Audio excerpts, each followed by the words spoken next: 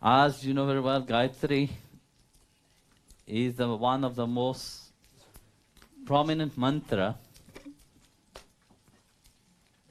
Of course, there's a lot of Sanskrit mantras, but one of the top posts is called Raja Mantra. That is the Gayatri mantra itself, So all the mantra, all the prayer that we do, if we don't chant the Gayatri mantra, the prayer is unfulfilled. But Gayatri holds a certain deepness in herself. I'm not talking Gayatri as a person. I'm talking Gayatri as the mantra itself. As you are well versed about it, you are well known about the power of mantra and also the meaning of the Gayatri mantra itself. First we said Om Bhur Bhuvaswaha. Om, that cosmic sound itself, that vibrate throughout, which is in reality who everything is, nothing it is not Om. Om is that cosmic sound which vibrate and create everything. Everything emerged from Om. And everything is Om. That's why Bhagavan said, I am Om. You may not chant any mantra. If you just meditate in chapter 6 of Bhagavad Gita, Dhyana Yoga, he explained about just by focusing upon the Om, by when you're sitting and then concentrating on your third eye, you chant inwardly that three syllables Om.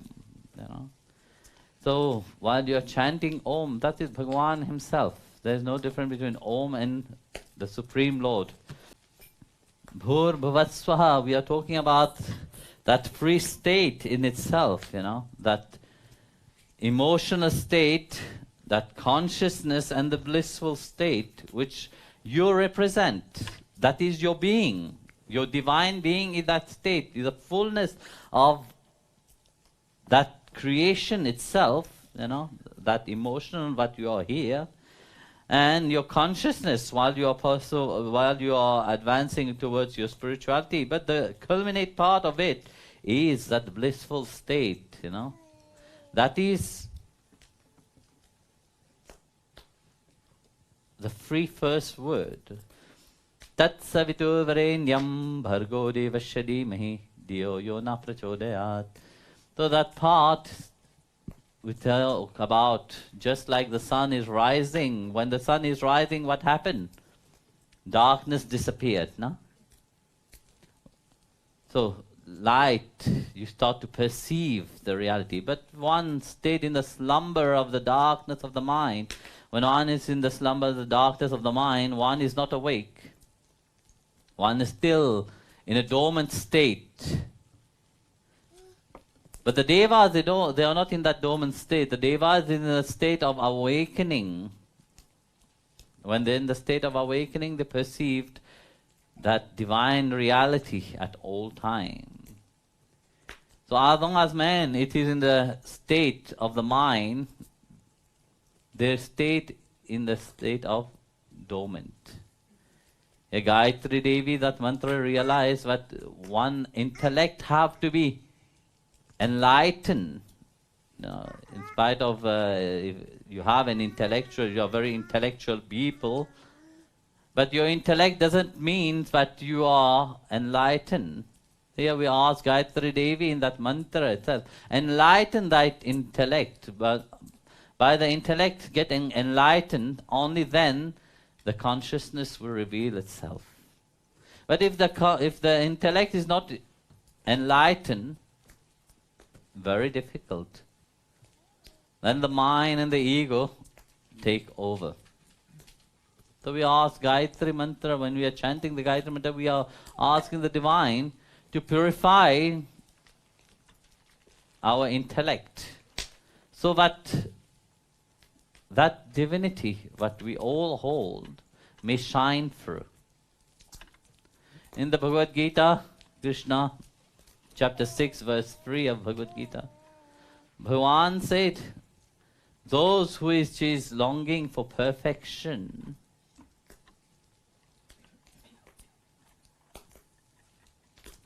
action, work is the mean. Those sages who have already attained to that, tranquility the mean. So when we see that verse itself, we see Bhagwan explaining that the state in itself, how one is moving. So he said, but what is the aim? The aim is to attain to the divine state. No? But it is in a progressive way. Those which is longing for perfection onto the outside, it's important to work for it. You have to make an effort. You can't expect for it to just jump from heaven into your head. That doesn't happen, have never happened, and it will never happen. Those who just sit idly and thinking that, yes, without effort I will attain to that, no, it will never happen. So effort is important, and action. But those who have already attained to that stage, you know, there is no need. For them, they have to sit in the tranquility.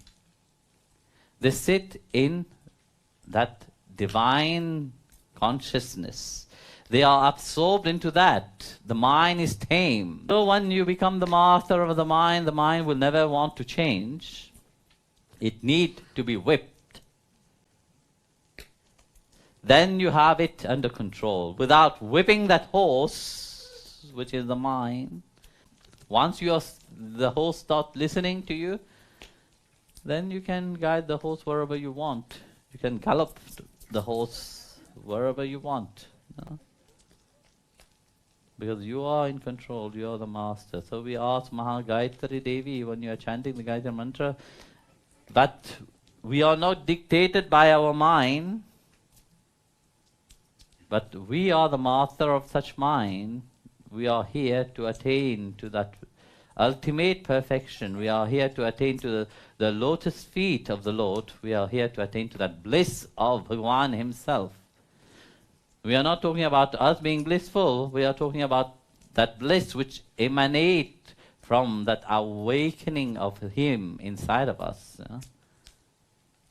So, you see, throughout that journey, everybody have a different understanding of that. Some people try to find easy way. No? There's no such things as easy way. You have to make your effort everywhere.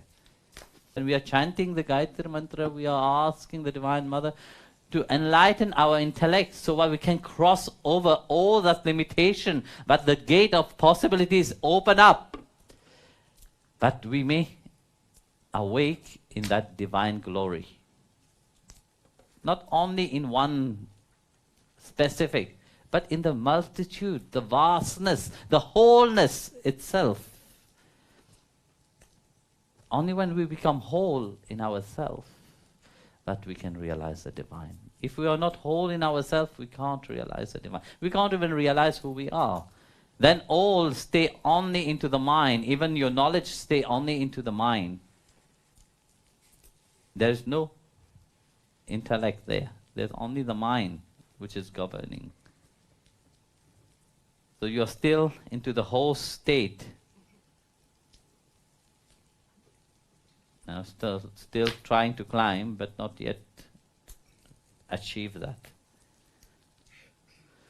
So we ask, when you're chanting, you know the vibration which the Gayatri mantra create. It's not only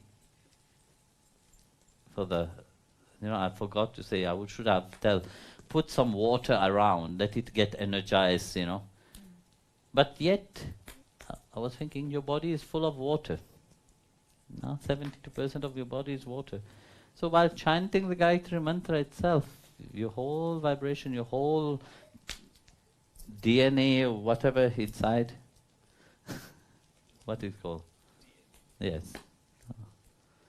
Is, of course, vibrating the Gayatri mantra. And not only this, all which is in nature, which is around. I'm sure the fishes in the lake, the trees, the plant, the people which even if they don't want to hear the mantra that you were making so much noise at night, they will also profit in a positive way. That is very good. You have done the seva for them also, you see. So, willingly or unwillingly, you have chanted the Gayatri mantra. Willingly and unwillingly, people who have listened to it have profit from it.